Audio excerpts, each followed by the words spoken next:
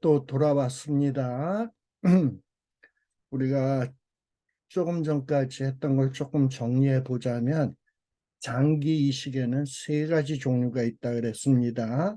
자가 이식, 자기 몸에 있는 어떤 피부를 자기 몸에 있는 피부에다 이식하는 경우 자가 이식이라 그랬어요.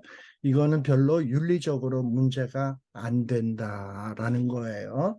내 몸에 있는 줄기세포를 떼다가 내 몸의 다른 부분에다가 이식하는 거, 이것도 문제가 안 되는 거예요. 자가 이식이니까.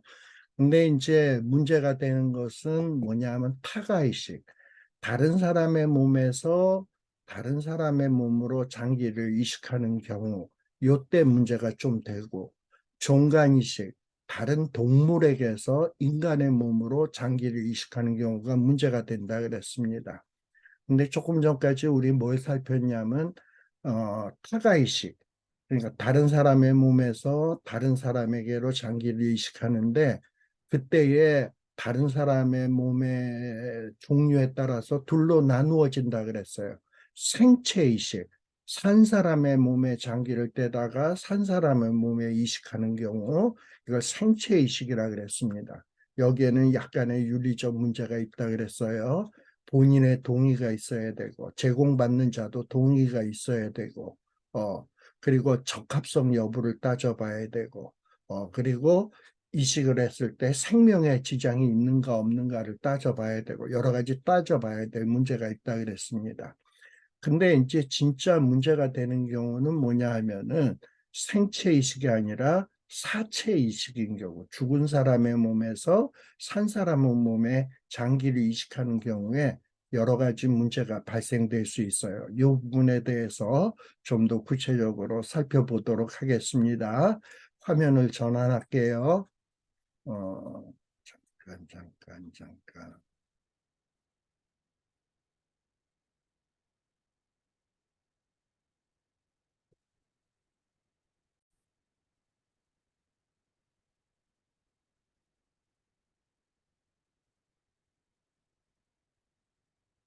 죽은 사람의 몸에 장기를 떼다가 산 사람의 몸에 이식하는 것을 사체 이식이라 그랬어요.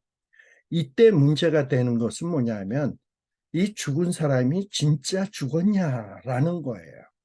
그래서 이 사람의 죽음의 시점을 언제로 보는가와 좀 밀접한 관련이 있습니다.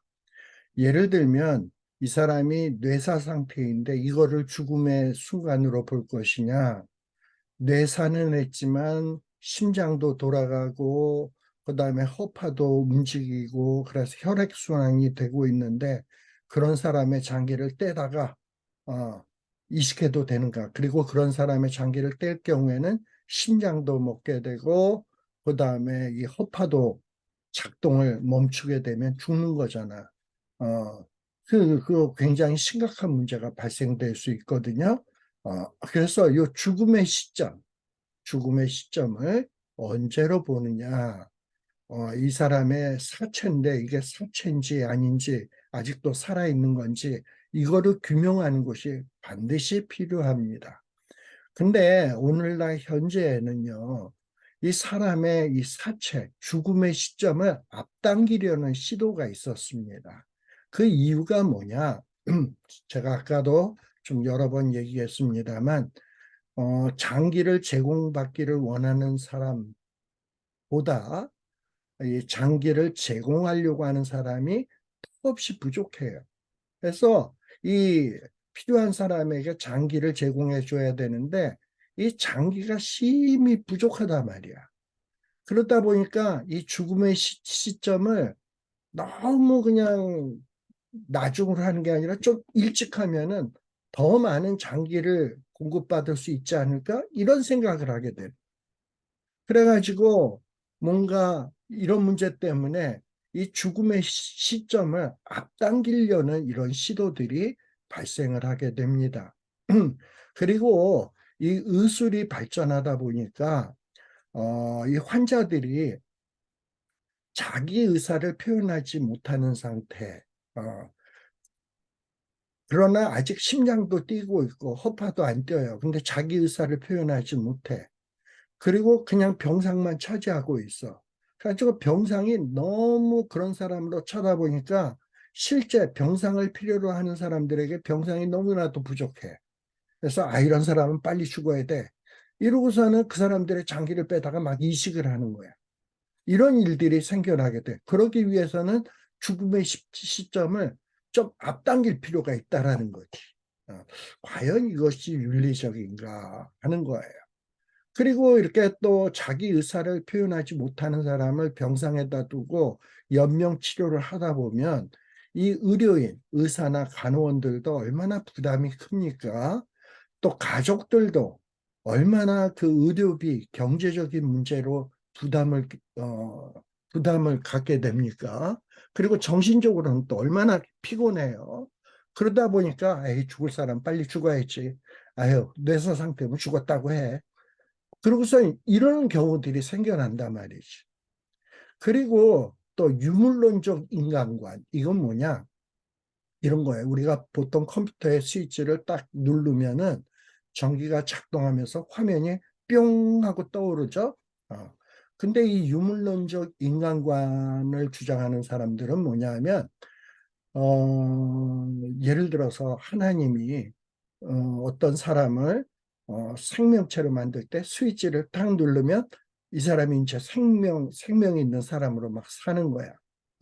그러다가 스위치를 딱 누르면 그냥 이 전기작용이 없어지면서 수르륵 하고서 소멸이 돼버리는 거야. 그래가지고 인간도 몸에 어떤 전기적인 장치가 막 이렇게 돌아서 스위치가 작동해서 막 작동을 할 때는 산 사람. 그래서 스위치를 딱 내리게 되면 전기 작동이 안 되면서 뇌파 같은 게 작동이 안 되면서 스르르 되면서 이렇게 되는 사람은 비록 심장이 뛰고 있고 허파가 뛰는데도 불구하고 활동을 못하니까 죽은 사람. 이렇게 보는 인간관이 유물론적 인간관이에요. 즉, 사람을 마치 물질적으로 보는 거야. 그래서 어떤 전기적인 어떤 이 회로가 작동이 되면 산 사람, 회로가 전기가 통하지 않으면 죽은 사람, 뭐 이런 식으로 보는 거지. 완전히 물질로서 보는 거예요. 자, 이러다 보니까 이 장기가 부족하고 또 의료비의 부담, 경제적인 부담, 정신적인 부담, 병상의 부족 이런 것 때문에 아유 빨리 죽을 사람은 죽어야지. 그래서 죽음의 시점을 막 앞당기려고 하는 시도들이 있어요. 그래서 이 죽음의 시점을 언제로 앞당기려고 하냐? 심폐사라고 하는 것은 뭡니까? 심장이 더 이상 뛰지 않는 상태. 폐가, 허파가 더 이상 작동하지 않는 상태가 이게 죽은 건데 이거보다도 더 이전 단계로 앞당기려고 하는 시도. 예를 들면 심장은 뛰고 있고 그다음에 허파도 움직이고 있는데 뇌가 작동을 안 해서 의사 표명을 못하는 단계를 죽은 걸로 보는 이런 시도들이 있었다라는 거예요. 자, 그러다 보니까 이렇게 죽음의 시점을 앞당기게 되면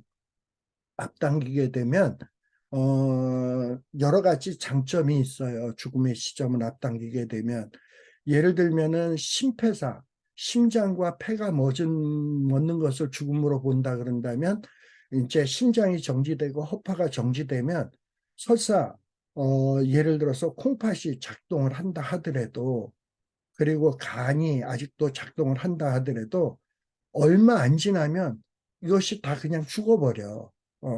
그래서 아주 짧은 시간 안에 이 콩팥이랑 간 같은 거를 적출해내야 된단 말이에요. 그러니까 짧은 시간 동안 아슬아슬하게 장기를 적출해야 되는 이런 문제점이 발생돼. 근데 죽음의 시점을 앞당기게 되면 뇌사 상태를 예를 들어서 죽음의 시점으로 보게 되면 뇌사 상태로 막 몇 년 가는 사람도 있잖아. 그냥 뇌사니까 죽었다고 하고 빼내면 충분한 시간을 가지고 장기를 적출해낼 수 있거든요.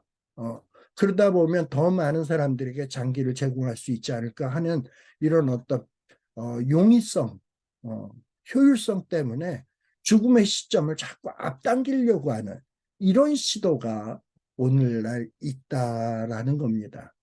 그러나 이렇게 죽음의 시점을 앞당기는 것, 심폐사가 죽은 걸로 간주를 해야 되는데 심폐사가 아닌 뇌사 상태, 아니 어떤 정신적 작동, 의사소통의 작동이 제대로 되지 않는 것을 죽음으로 보려고 하는 죽음의 상태로 보려고 하는 이런 시도들을 하다 보면 심각한 문제, 윤리적 문제를 야기시키게 된다라는 겁니다. 예를 들어서 어떤 심폐사가 아닌 뇌사를 기점으로 해서 죽은 것으로 본다 하고 한다면은 딱 뇌사에 딱 들어가게 되면 심장이 뛰고 있는데도 불구하고 허파가 움직이는데도 불구하고 뇌가 죽었으니까 이거 죽은 거야. 그러면 의사들은 어떻게 합니까? 의료적 치료를 중단하게 되겠지. 그리고 그 사람의 이 지금 뇌사 상태에 있는 몸은 죽은 거니까 이건 시신이야. 그러니 이 시신은 해부해도 되고 그리고 막 여러 가지 실습을 해도 되고 연구해도 되고 또 예를 들면은 레지던트, 인턴 이런 사람들에게 해부학 자료로서 교육에도 사용할 수 있고 또 이렇게 뇌사 상태에 있는 사람의 장기를 빼다가 장기 이식으로 사용할 수도 있고 또 뇌사 상태를 죽은 걸로 보면 뇌사 상태인데 그런 뇌사 상태인 사람을 장례를 치르게 되고 또 이렇게 뇌사 상태니까는 죽은 거니까는 유언장 효력이 시작되게 되고 또 그리고서는 이제 뭐 무덤에다 갖다 묻는 혹은 화장을 하는 사체 처리가 이루어지게 되고 또 이렇게 뇌사 상태에 들어간 사람을 죽은 걸로 보니까 남은 가족들의 경우에 뭐 부인의 뇌사 상태인 경우에 이 사람은 이제 호라비가 되는 거고 남편이 죽은 경우에는 부인은 과부가 되는 거고 어 그리고 만일에 대통령이 뇌사가 되면 대통령의 직위가 정지되고 그리고 뭐 부통령이 대행업무가 되고 그러면서 뭔가 가족 안에 또는 사회 안에 직장 안에 엄청난 변화들이 시작이 되게 되는 거예요. 자, 그런데 이렇게 뇌사가 죽은 것이 아니라 심폐사가 죽은 것으로 보아야 되는데 뇌사를 죽은 거로 보는 사람, 심폐사를 죽은 걸로 보는 사람들이 볼 때는 뇌사 상태를 죽은 걸로 보고 막 시체를 함부로 처리한다든지 하는 것을 보게 되면 심폐사가 죽은 건데 이렇게 주장하는 사람 입장에서 보면 뭡니까? 뇌사 상태로 죽은 걸로 보는 사람을 보면 그리고 막 시신을 함부로 대하는 걸 보면 살인행위지, 살인행위처럼 보여지는 거죠. 예. 그래서 이게 문제가 발생될 수 있다라는 겁니다. 근데 만일에 이렇게 죽음의 시점을 앞당기는 것이 정당하다면 사실 뭐 뇌사가 죽은 것이다라는 것이 정당하다면 훨씬 더 편안하게 장기 적출을 시행할 수 있게 될 거예요. 그런데 뇌사가 죽은 것이 아니라 심폐사가 죽은 것이고 뇌사는 아직 죽은 게 아니라고 한다면은 그리고 이것이 정당하지 못한 시도라면은 뭐 뇌사 상태에 있는 사람에게서 장기 적출하는 것은 이건 인간의 생명을 심각하게 훼손하는 비윤리적 행위로 판단받게 된다라는 거예요.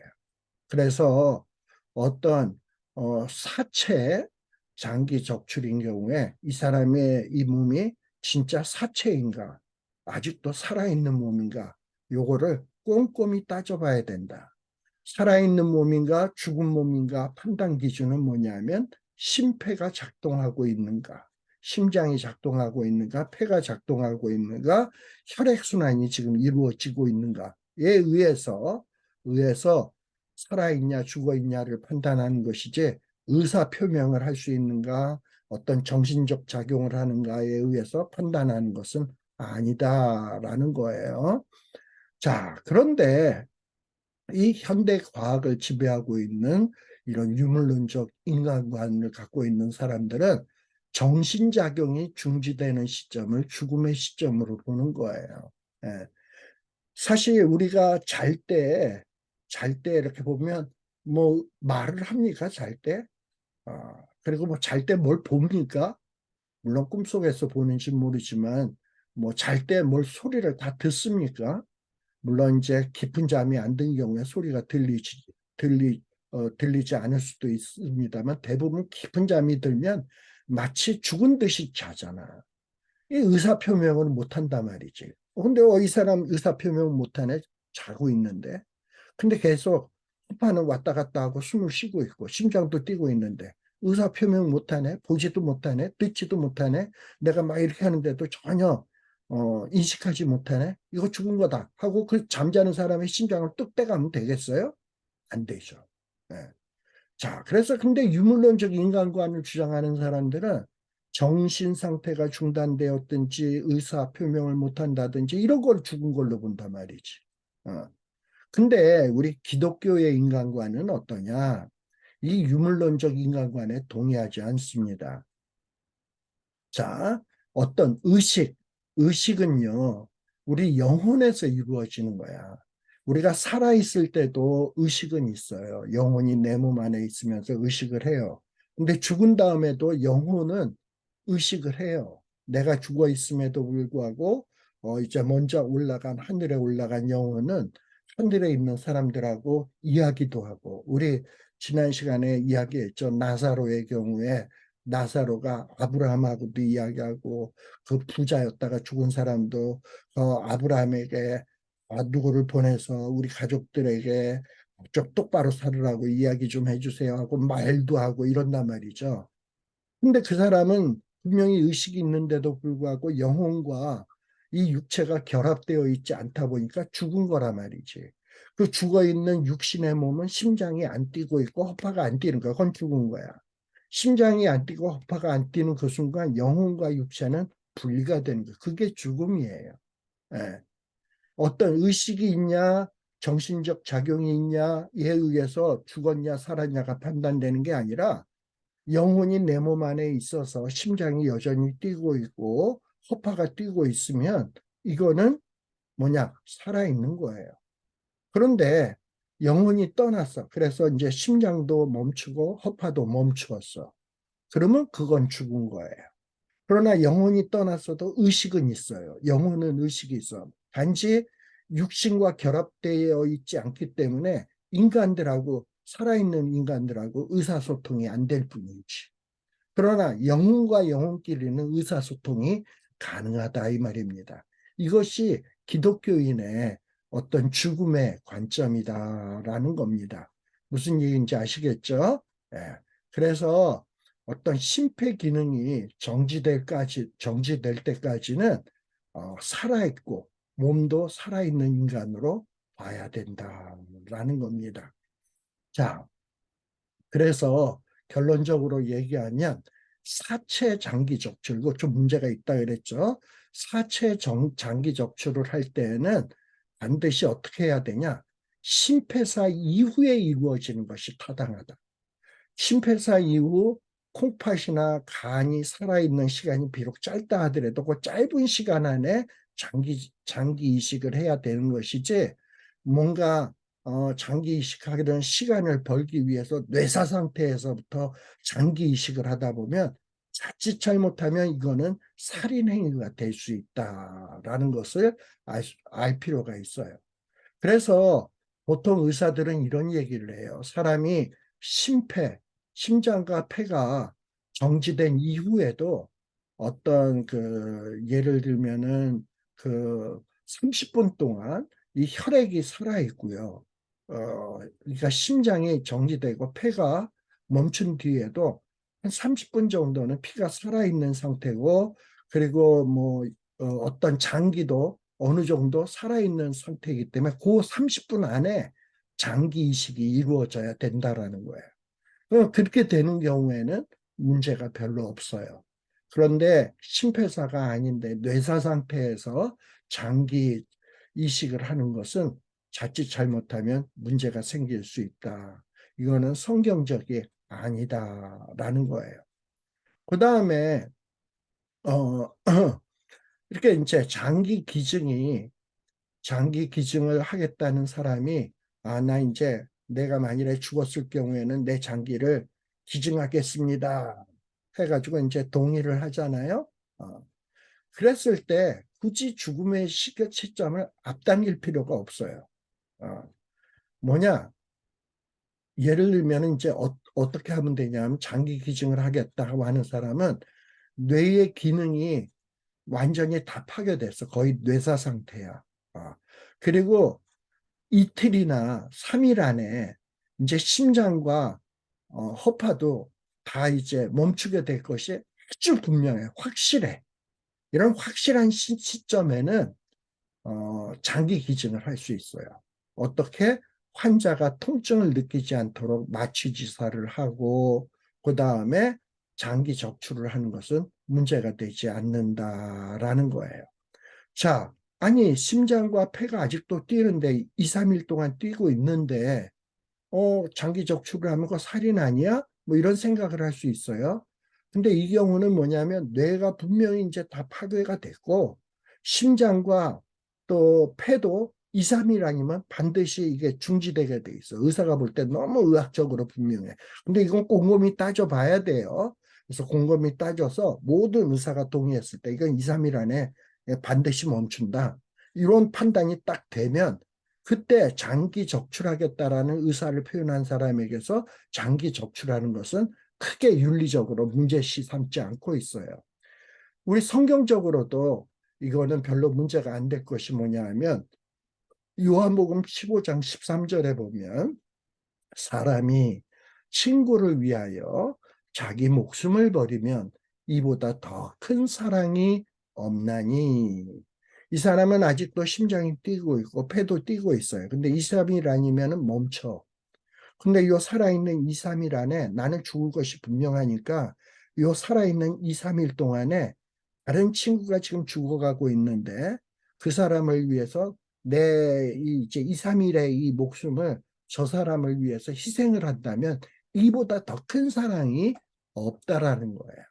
그래서 어떤 2, 3일의 여유가 있는 심폐 기능이 2, 3일의 여유가 있는 사람이 장기를 제공하는 경우 윤리적으로 부합하다고 해서 장기 적출을 시행하는 것입니다. 그러나 이 장기 제공자가 장기를 제공하려고 하는 사람이 아무런 난 장기를 제공하겠다라는 언질도 남겨놓지 않았을 때는 그럼 어떡할 거냐? 음, 그럴 때는 해서는 안 되는 거야. 그리고 가족들이 그러면 대신 우리 부모님은 신앙이 좋아서 아마 저 사람에게 장기를 제공하기를 원할 거예요. 그래서 가족들이 대신 추정해서 판단해 가지고 장기 떼가세요 이렇게 하면 안 된다는 거야. 왜냐? 이 다른 사람은요 본인하고 의사가 다를 수 있어. 그러니까 함부로 추정적으로 판단을 해가지고 그렇게 장기 떼가도 된다 하면은 큰 실수를 초래할 수 있다. 그래서 아무리 이 장기 제공하려고 하는 사람이 평소에 나는 장기를 제공할 거야. 그냥 뭐 이렇게 그게 올바른 거야 라고 얘기했다 하더라도 분명하게 동의를 받지 않았다면 가족들도 함부로 추정적 판단을 해서는 안 된다라는 것을 좀 여러분들이 기억할 필요가 있습니다. 자, 그런데 이 장기가 턱없이 부족하다 보니까 이 의료계나 이 장기를 필요로 하는 사람들이 이 이유 저 이유를 갖다 대면서 더 많은 장기를 공급받기 위해서 별의별 이론들을 갖다 대요. 그 중에서 대표적인 게 뭐냐면 통상적 폐물 이용 이론이라는 게 있어요. 이게 뭐냐? 죽은 자의 몸은 이제 죽은 자 내가 죽었어요. 그럼 내가 죽었어. 그리고 내 몸은 더 이상 내가 죽었으니까 내 몸이 필요해요, 안 해요? 죽은 자 자신에게 아무런 필요가 없지. 내가 죽었으니까. 내 몸은 더 이상 필요가 없어. 그러니까 이 필요가 없는 몸을 사회가 어, 죽은 사람의 허락을 받지 않고서도 기능이 남아있는 장기들을 빼서 사용할 수 있다. 그러니까 죽은 자는 그 죽은 몸은 폐물이니까 이 폐물은 아무나 갖다 쓸 수 있는 것 아니야? 그래서 통상적으로 이 폐물은 아무나 갖다 쓰는 거니까 남이 버린 거니까 그리고 소용없는 거니까 갖다 쓰는 게 뭐가 문제가 돼? 그래서 죽은 자의 몸을 몸에서 장기를 막 빼다가 쓰는 거야. 그래서 이거는 적법하다라고 주장하는 거예요. 이게 통상적 폐물 이론이에요. 그런데 그리고 또 선택적 통상적 폐물 이론이 있는데 이건 뭐냐? 환자가 자기 의사 표현을 할 수 있는 시기에 적출 반대 의사를 명시적으로 거부하지 않으면 이게 무슨 얘기냐? 아, 난 장기 제공을 나는 할 수 없어. 내 몸에서 장기는 절대 못 따가. 내가 죽은 다음에라도 떼가면 안 돼. 이러고서는 거부한 사람이 있어. 내 장기를 떼가면 안 돼. 근데 내가 죽었어. 근데 내 동의도 안 받고 장기를 떼가면 되느냐? 이거 안 된다는 거예요. 근데 선택적 통상적 폐물 이론을 주장하는 사람들은 뭐냐? 암만 상대방이 자기가 죽을 때 내 장기를 제공하지 않을 거야. 거부 의사를 분명하게 표시하지 않았다면 그 사람의 장기는 그 사람이 죽은 다음에 얼마든지 떼갈 수 있다라는 거예요. 이게 선택적 통상적 폐물 이론입니다. 그리고 또 가정된 동의 이론이라는 게 있어요. 예를 들면 내 장기를 떼가면 안 돼. 막 이렇게 거부 의사를 밝혀놓지 않았어요. 그러니까는 뭐 내 장기를 떼가면 안 돼. 거부하지 않았어. 아무 말도 안 했어. 그랬을 경우에 아무 말도 안 했을 경우에는 장기를 떼가도 좋다라고 동의한다고 생각을 하고 그냥 스스로 가정해가지고 장기를 떼가는 겨. 이런 것들이 다 뭐냐? 통상적 폐물 이용 이론, 선택적 통상적 폐물 이용 이론, 가정된 동의 이론, 이건 다 뭐냐? 가능한 하면 장기를 많이 확보하기 위해서 그냥 머리를 짜내가지고 만들어낸 이론들입니다. 근데 이 장기를 떼갈 때는 반드시 장기를 제공하는 자의 동의가 필요해요. 또 장기 제공받는 자의 동의도 필요하다. 가족이나 자식이나 어떤 대리적 판단을 할 수 없다라는 것을 꼭 기억할 필요가 있다라는 겁니다. 자, 그 다음에 이 장기 배당과 관련된 윤리적 문제예요. 이 장기가 턱없이 부족하다 그랬잖아요. 생체든 사체든 이 장기 공급받기가 참 쉽지 않아요. 그러니까 이 공급은 부족한데 수요는 많아. 그러면은 이 부족한 양을 가지고 어떻게 많은 사람에게 이거를 분배할 것이냐. 굉장히 까다로운 부분이에요. 그래서 분배를 할 때는 공정한 분배가 요구되는 겁니다. 근데 이 공정 분배에 대해서 두 가지 원칙이 있어요. 기회 균등의 원칙, 또 시술 효과라는 거예요. 이게 무슨 얘기냐? 예를 들어서 설명할게요. 어떤 사람이 어, 어, 이제 장기가 다 망가져가지고 장기 이식 수술을 받아야 돼. 장기 이식 수술을 받아야 되는데 이 사람은 한 나이가 30대야. 30대인데 장기 이식을 받기 위해서 3개월 동안을 기다리고 있었던 거야. 3개월 동안 장기를 이식받기를 기다렸어요. 근데 나이가 30대야. 근데 또 한 사람은 어떤 사람이 있냐면 이 사람은 나이가 58세야. 근데 장기 이식을 받기 위해서 18개월 동안을, 그러니까 3개월 대기하던 사람보다도 훨씬 더 오랜 기간을 대기하고 있었어요. 자, 이랬을 때 여러분들 3개월 된 30세 된 사람, 그리고 18개월 된 58세 된 사람, 그런데 콩팥이 하나 나왔어. 그럼 이 콩팥이 나왔을 때 젊은 사람에게 이식을 해야 될까요? 아니면 나이 많은 사람에게 이식해야 될까요? 만일에 젊은 사람에게 이식해야 되겠다라고 생각을 한다면 그건 뭐예요? 이식을 해서 이 사람은 더 오래 살 거니까. 그리고 젊은 사람이니까 장기 이식을 해도 건강 회복 속도가 훨씬 더 빠르고 수술도 쉽고 수술의 효과도 좋을 테니까 젊은 사람한테 하는 것이 좋지. 그래가지고 젊은 사람한테 이식해야 되겠다고 생각할 거예요. 근데 문제는 뭐냐? 이 젊은 사람은 장기 이식을 받기 위해서 3개월을 기다리고 있었어. 근데 58세 된 사람은 비록 나이는 많지만 18개월 동안을 대기하고 있었어요. 한 사람은 훨씬 더 오랫동안 줄 서서 기다리고 있었고 한 사람은 3개월밖에 안 기다리고 있었어. 그러면 18개월 동안 기다린 사람에게 먼저 이식을 해줘야 될까요? 3개월밖에 안 기다린 사람에게 먼저 이식을 해줘야 될까요? 이 얘기예요. 그래서 만일에 줄 쓴 순서, 오래 기다린 순서로 먼저 이식을 해야 된다, 이식을 해줘야 된다라고 얘기하는 것이 뭐냐면 기회균등의 원칙에 의해서 판단하는 거예요. 그런데 젊은 사람에게 우선 장기를 이식해줘야 된다라고 생각하는 것은 효율성에다가 근거를 두고 장기 이식을 시행하는 거예요. 자, 근데 이런 어떤 장기 이식에도 이렇게 복잡한 문제들이 있습니다. 그래서 이 장기 이식을 하기 위해서 몇 가지 원칙이 있어요.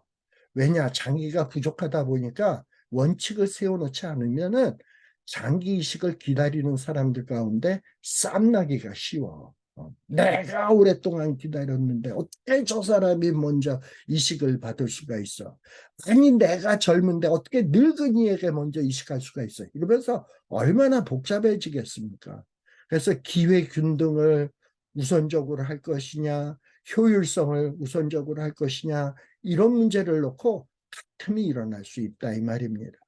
그래서 이 원칙이 있는데 그 원칙이 뭐냐? 첫째, 시급하게 장기 이식을 하지 않으면 생명을 잃을 위험이 있는 환자에게 우선적으로 장기가 배당되어야 된다. 지금 당장 장기 이식을 하지 않으면 이 사람은 곧 죽어. 그러면 그 사람이 제일 우선순위야. 어떤 사람은 장기 이식을 위해서 좀 더 기다려도 돼. 물론 장기 이식을 안 하면 이 사람도 죽어. 근데 이 사람은 좀 더 기다릴 수 있어. 이랬을 경우엔 기다릴 수 있는 사람보다 기다릴 수 없는 사람에게 우선권으로 장기 이식을 해야 된다라는 게 첫 번째 원칙이에요. 그리고 어떤 이렇게 위급한 상황, 지금 당장 장기 이식하지 않으면 죽을 사람이 아닌 한, 이럴 때는 효율성보다는 기회균등 원칙에 따라서 장기 이식을 시행하는 거예요. 즉 무슨 얘기냐? 젊은 사람, 늙은 사람 있을 때 젊은 사람 우선이 아닌 늙은 사람이라 하더라도 오래 기다린 사람 우선으로 장기가 배당되어야 된다라는 거예요. 이것이 어떻게 보면 기독교적 윤리학적으로 정당화될 수 있는 거예요. 왜 그러냐? 우리 기독교적 윤리학에 따르면 우리 하나님이나 예수님은 항상 약한 자에게 우선적인 관심을 기울이셨어요. 우리 첫 번째 원리가 뭐였습니까? 지금 당장 이식하지 않으면 죽을 사람에게 최우선권을 둬야 된다 그랬잖아. 지금 당장 장기 이식을 하지 않으면 죽을 사람이 뭐냐면 최고의 약자지. 하나님은 이렇게 최고의 약자에게 관심을 기울였던 분이에요. 그렇기 때문에 우리가 장기 이식을 할 때도 가장 약한 자, 가장 긴급한 자에게 우선적 관심을 기울여야 된다라는 거예요. 자, 그 다음에 또 뭐냐? 우리 아까 효율성하고 기회균등 이거 따졌다 그랬잖아요. 예. 그래서 뭔가 그 오래 기다린 사람, 짧게 기다린 사람, 누가 더 이 갈급합니까? 오래 기다린 사람이 더 갈급한 거야. 그래서 그 사람에게 우선적으로 장기가 배당돼야 되는 거예요. 그리고 어, 젊은 사람이라고 해서 더 효율성이 있다. 젊은 사람이라고 해서 더 사회적으로 유익이 된다. 그렇기 때문에 이 사람에게 장기를 우선적으로 배당해야 된다. 이건 말이 안 되는 것이 우리 성경에 의하면 모든 인간은 평등한 거예요. 모든 인간은 나이가 많든 적든 갓난아기든 곧 돌아가실 사람이든 다 같은 하나님의 형상이고 하나님의 형상으로서 동등한 가치를 가지고 있기 때문에 균등하게 기회 균등하게 대우받아야 된다는 겁니다. 조금 기다릴 수 있다면 먼저 기다린 사람에게 우선권을 주어야 된다라는 겁니다. 바로 이것이 창조신학적 인간관을 반영하는 것이다라는 겁니다. 자, 그래서요, 이 장기 배당에 있어서 이런 거, 요 세 가지 중요한 원칙을 염두에다 두고 몇 가지 좀 생각해 보겠습니다. 자, 장기 배당에 있어서 사회적 효용성을 우선적으로 고려하는 것이 타당한가 하는 거예요. 예를 들어서 장기 이식을 받을 자가 사회에 기여하는 정도가 클수록 장기 배당 순서에 있어서 우선권을 부여하는 것. 예를 들어서 지금 이 캘리포니아 주지사가 장기 이식을 받아야 돼. 그리고 또 홈리스가 있는데 이 홈리스도 장기 이식을 받아야 돼. 그랬을 때 근데 홈리스는 훨씬 더 오랜 시간 동안 장기 이식을 기다리고 있었어요. 장기 이식 받기를. 근데 이 주지사는 엊그제 갑자기 장기에 이상이 생겨서 이식받지 않으면 안 돼. 그러니까 이 사람은 장기 이식을 기다리는 시간이 얼마 안 되지. 그랬을 때 여러분 주지사에게 먼저 장기 이식을 해야 될까요? 홈리스에게 먼저 장기 이식을 해야 될까요? 우리가 사회적으로 생각하면 홈리스가 이 사회에 무슨 도움이 돼? 저런 인간은 죽어도 싸지. 이 사회 비용만 축내는 인간인데. 근데 저 주지사는 당장 살려야지. 그래가지고 이 주지사는 병든 지 하루 만에 그냥 장기 기증을 받는 거야. 이게 정당한가 하는 거예요. 답은 정당하지 않다라는 거예요. 왜? 모든 인간은 평등하니까. 또 두 번째, 중독자와 일반 환자. 어떤 사람이 마약 중독자고 알코올 중독자고 뭐 그래요. 약물 중독자야. 그래서 간이 다 망가졌어. 근데 어떤 일반 환자는 어떤 이런 중독이 전혀 없어. 근데 둘 다 장기 이식을 받아야 살 수가 있어. 이랬을 때 여러분이 의사라면 일반 환자에게 장기 이식을 먼저 할까요? 중독자에게 장기 이식을 할까요? 만일에 중독자가 장기 이식을 받기 위해서 대기 시간이 더 오래였고 일반 환자는 대기 시간이 짧았다면 누구에게 장기를 이식해야 될까요? 이때도 차별을 두어서는 안 된다. 기회균등의 원칙이 적용되어야 된다. 중독자라 할지라도 대기 시간이 훨씬 오랫동안 기다렸다면 우선적으로 중독자에게 장기 이식을 하는 것이 이게 원칙이다라는 겁니다. 아시겠죠? 자, 그 다음에 세 번째는 어떤 경우가 있냐? 어떤 장기 이식을 받기를 기다리는 환자 가운데 2개 이상의 장기 이식을 필요로 하는 환자가 있어요. 예. 자, 어떤 사람이 죽었어. 그래서 이 사람에게서 장기를 적출해서 남에게 이식할 수 있어요. 근데 어떤 환자가 이 사람은 콩팥도 망가지고 간도 망가졌어. 그래서 2개의 장기를 제공받아야만 살아. 아. 근데 죽은 사람은 한 사람이야.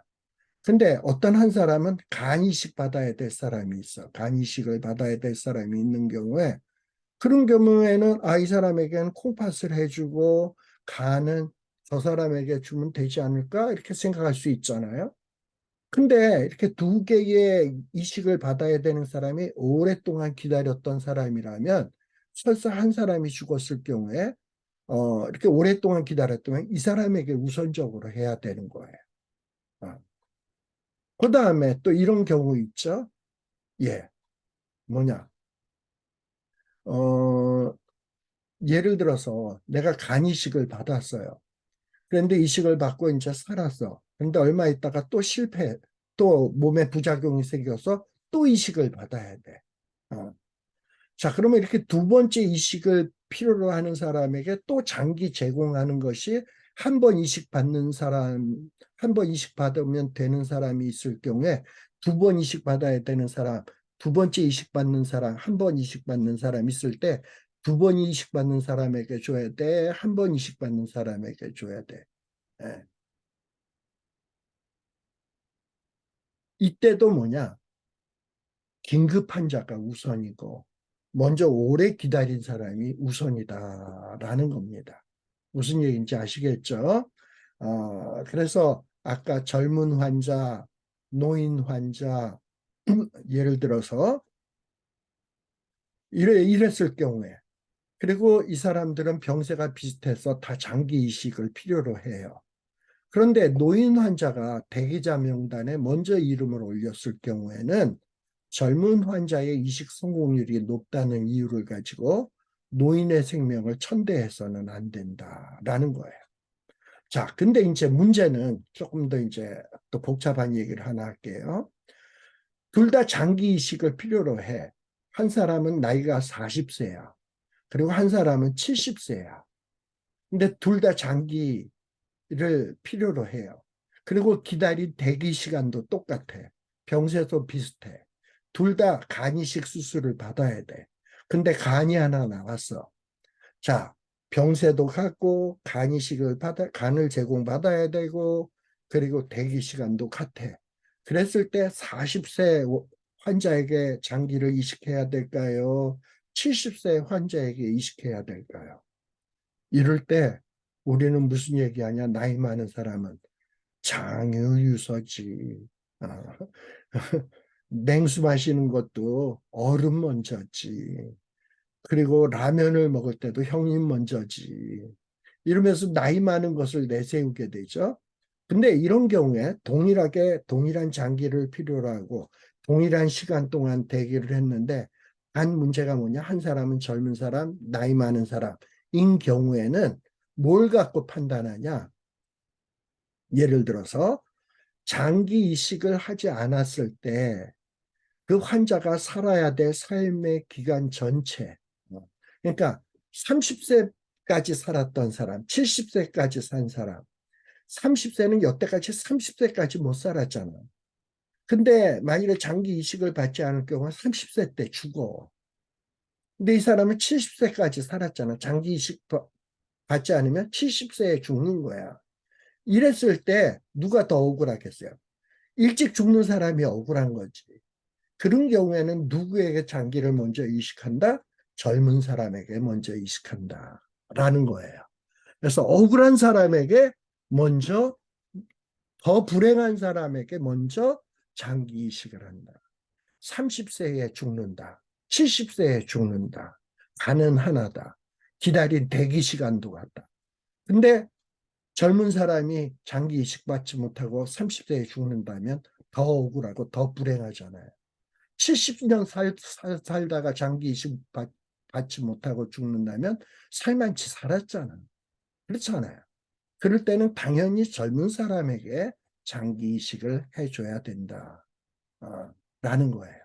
그런데 만일에 70세 사람이 젊은 사람보다 더 오래 대기했다 그런다면 그런 경우에는 70세의 기회균등의 원칙에 의해서 70세 사람에게 장기 이식을 하는 것이다 라는 겁니다.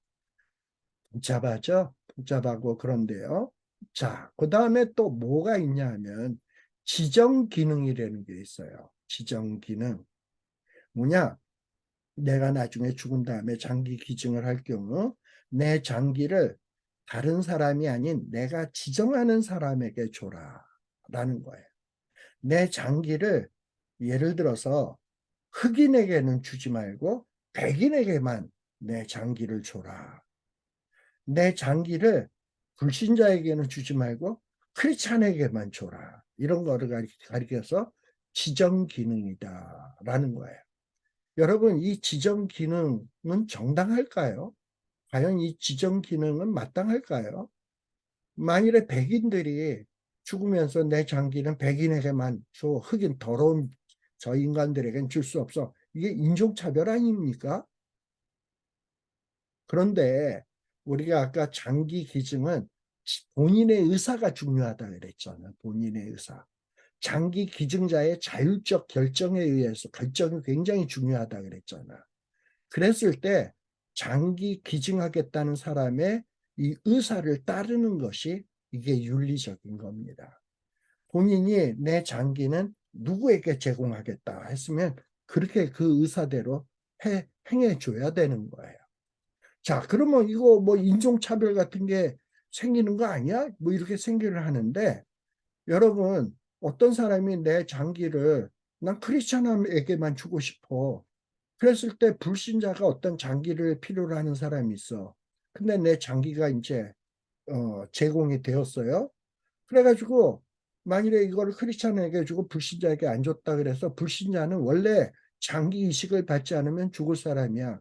근데 나는 저 사람에게 줄 마음이 없어. 어. 그러니까 원래 죽을 사람이 죽는 거는 뭐 피해가 없는 거예요. 그리고 예를 들어서 내 장기를 크리스찬에게 어떤 이식을 해줬다. 그러면 대기자 한 명이 줄어든 거 아니에요. 그래서 저 사람은 흑인임에도 불구하고 그동안 좀 더 오래 기다려야 되는데 백인 한 사람이 줄어들었으니까 이제 자기에게 기회가 돌아올 확률이 높아지는 거잖아요. 그래서 이 기증자의 자율성, 이거 굉장히 중요하다. 그래서 기증, 그러니까 지정 기증은 윤리적으로 문제가 되지 않는다라는 것을 여러분들이 좀 기억할 필요가 있습니다. 자, 그래서 이제 오늘 했던 내용은 대충 다 얘기를 했습니다. 그래서 마지막으로 정리하겠습니다. 장기이식, 장기이식은 어떤 죽어가는 환자를 살리는 거예요. 그리고 첨단 의료 기술입니다. 그래서 장기이식은 잘만 사용되면 이건 하나님의 일반 은총이다. 그래서 이 장기이식은 뭐 윤리적으로 잘만 사용되면 정당화될 수 있다라는 거예요. 자, 근데 장기 이식이 문제가 되지 않으려면 장기 기증자의 생명에 손상을 가하면 안 돼. 예를 들어서 내가 심장이 필요해서 저 사람이 장기 기증을 해야 되는데 그래서 강제적으로 심장을 빼앗아 저 사람을 죽여? 그러면 안 된다는 거예요. 그리고 이식을 받는 사람도 이식을 받음으로 인해서 어떤 생명이나 고통으로부터 보호받을 수 있어야 되는 거예요. 그래서 이 생명의 존귀함에 대한 생각, 근거하에서 장기 이식은 이루어져야 되는 겁니다. 그리고 장기 이식은요, 장기 제공자나 피이식자의 생명에 피해를 주지 않는 이식으로 해야 된다라는 거예요. 그래서 문제가 되는 이식이 뭐라 그랬죠? 종간이식. 이 면역 체계의 차이 때문에 종간이식은 상당히 의학적으로 문제가 될 수 있다. 그리고 어떤 조직의 적합성 문제가 발생돼서 심각한 건강에 위험이 따를 수 있다. 그래서 오늘날에는 허용되지 않는다. 그러나 앞으로 의학이 발전된다면 이 문제가 해결된다면 얼마든지 종간이식은 할 수 있다라는 거예요. 이미 사용되고 있잖아요. 우리가 아까 소뼈를 이용해서 치아 임플란트를 한다든지 뭐 이런 일들을 하고 있습니다. 근데 종간이식은 종간이식이 문제가 되는 경우에는 어떤 유전자와 관계되는 경우, 유전학적 이런 때는 문제가 된다. 이건 창조의 질서를 깨뜨리는 거다라는 거라고 얘기했죠. 그래서 생식세포라든지 뭐 줄기세포 이런 거를 해서 유전자의 어떤 이상을 가져오게 돼서 종의 교란의 문제를 가져올 경우 이런 거는 금해야 된다. 왜? 하나님은 종류대로 창조했기 때문에. 근데 이 종류대로 창조한 것을 깨뜨리면 문제가 된다. 그 다음에 인체 간의 생체 이식, 인체 간의 생체 이식인 경우에는 마찬가지예요. 예를 들어서 장기 제공자의 생명을 심각하게 파괴시키는 한 장기 적출이 이루어져서는 안 된다. 콩팥 하나밖에 없는 사람에게 나머지 콩팥도 내놔. 이럴 수는 없다라는 거예요. 또 장기에 전염병이 있는 사람의 장기를 꺼내다가 장기 이식을 한다. 이래서는 안 된다는 거예요. 네. 무슨 얘기인지 아시겠죠? 네. 자, 그 다음에 또 뭐냐. 음,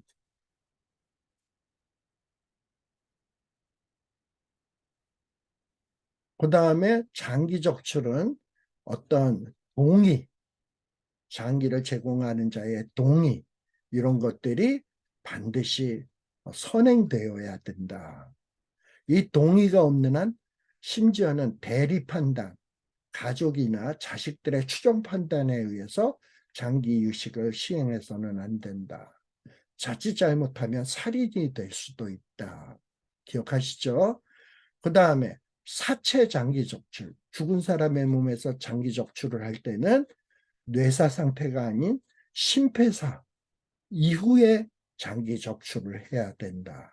왜냐? 심폐사 이전의 인간은 살아있는 인간으로 간주하기 때문이다. 누가? 성경적으로. 아시겠죠? 네. 자, 그리고 이 장기 공급.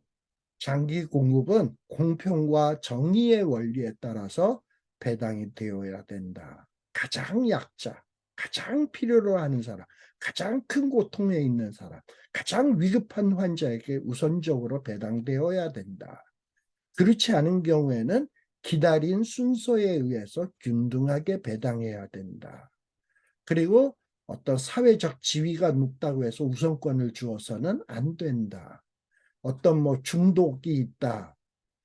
그리고 이 사람은 원래부터 중독이 없다. 이런 것이 장기 이식을 차별을 두는 근거가 되어서는 안 된다라는 거예요. 그리고 나이에 따라서 차별 두어서도 안 된다.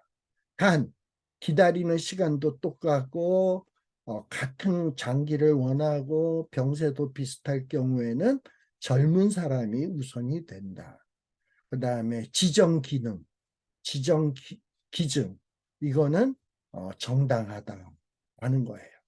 그래서 이런 것들을 기억에 두시게 되면 우리가 앞으로 장기 이식을 할 때 어떻게 해야 되겠구나.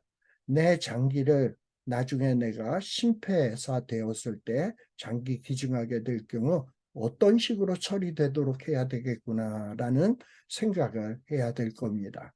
그래서 이 장기 이식은 어떻게 보면 죽어가는 사람의 생명을 살리는 사랑의 실천입니다. 따라서 우리 기독교인들이 이런 사랑의 실천에 앞장서야 할 것이고 또 이런 사랑 실천을 함에 있어서도 공정하게 평등하게 이런 원칙에 의해서 이루어질 수 있도록 해야 된다. 이 장기가 희소하다 보니까 자꾸 장기 매매 이런 것들이 이루어지게 되는데 정말 국가나 교회나 이런 단체가 네트워크를 만들어서 이 장기들을 많이 공급받을 수 있는 시스템을 만들어서 필요한 사람들한테 공평하게 분배될 수 있는 이런 시스템을 누가 만들어야 된다? 불신자가 아니에요. 우리 크리스찬들이 만들어야 되고 그래서 이 사회를 좀 더 건강하게 이 사회에 더 많은 사랑을 실천할 수 있는 이런 제도 그리고 시스템 이런 걸 만드는 데 있어서 우리가 앞장서야 된다. 이것이 하나님의 나라를 이루어가는 것이다 라는 것을 기억하시기를 바랍니다. 이상으로서 오늘 말씀 공부를 마치도록 하겠습니다. 기도하겠습니다. 하나님 아버지 감사합니다. 오늘날도 병상에서 고통 가운데 죽어가는 많은 사람들이 있습니다. 정말 예수님으로 말미암아 영생을 선물로 받은 우리들, 또 이 땅 위에서 하나님의 나라를 이루어 가야 될 우리들이 이 땅 위에서 해야 될 일이 무엇인지 곰곰이 생각해 보게 해 주시옵소서. 말로만 이 땅에 하나님의 나라를 이루자라는 것이 아닌 어떻게 우리가 실천적으로 하나님의 나라를 이루며 사랑을 실천할 것인가를 고민하고 또 고민해서 깨닫는 것을 실천으로 옮길 수 있는 저희들이 되게 하여 주시옵소서. 그리하여 세상의 사람들이 우리들을 바라볼 때 역시 크리스찬들은 다르구나. 저들은 저들을 바라보게 되면 정말 주님의 모습이 보이는구나 하는 것을 보여줄 수 있는 이러한 저희들이 되게 하여 주시옵소서. 예수님 이름으로 기도드리옵나이다. 아멘. 이상으로서 오늘 말씀 공부를 마치도록 하겠습니다. 수고하셨습니다. 안녕히 계세요.